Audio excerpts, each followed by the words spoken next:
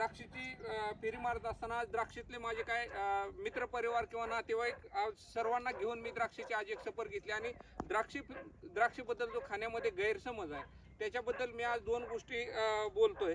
कारण द्राक्षाबद्दल ज्या शेवटच्या स्टेपमध्ये जे म्हणजे अफवा पसरवल्या जाते की द्राक्षावर प्रचंड मोठ्या प्रमाणामध्ये केमिकल मारलं जातं, तर ती तसं नाही.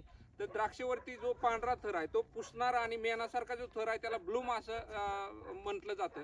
परंतु तो नैसर्गिक कुठलंही तुम्ही फळ घेतलं, समजा काकडी घेतली तर कुठलंही फळ तुम्ही मार्केटमध्ये घेतलं फळ, तर त्याच्यावरील नैसर्गिक एक आवरण असते. ते आवरण म्हणजे त्याचं सुरक्षा कवच असते.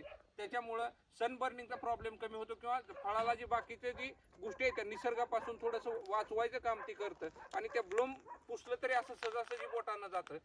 तो कुठलाही केमिकलचा अवशेष नसतो. तो फळाच्या वरचं एक पावडरी फॉर्म मधलं ती नैसर्गिक कवच आहे त्याचं. त्याच्यामुळं द्राक्षे खाणं, द्राक्षेमध्ये सगळ्यात जास्त सी विटामिन असल्यामुळे द्राक्षे खाल्ली तर माणूस हा निरोगी राहण्यामध्ये मदत होते. आणि द्राक्षामुळं बऱ्याच आजारावरती द्राक्षे ही सगळ्यात जास्त चांगलं फळ किंवा ब्लॅक व्हरायटी जी आहे त्याच्यामध्ये शुगरला सुद्धा शुगर कमी असलेल्या व्हरायटी आहे.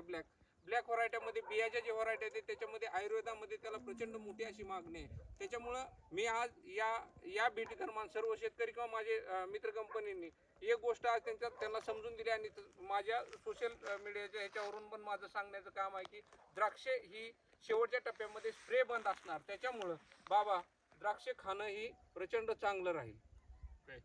द्राक्ष खा, द्राक्ष खा, द्राक्ष खा, धन्यवाद.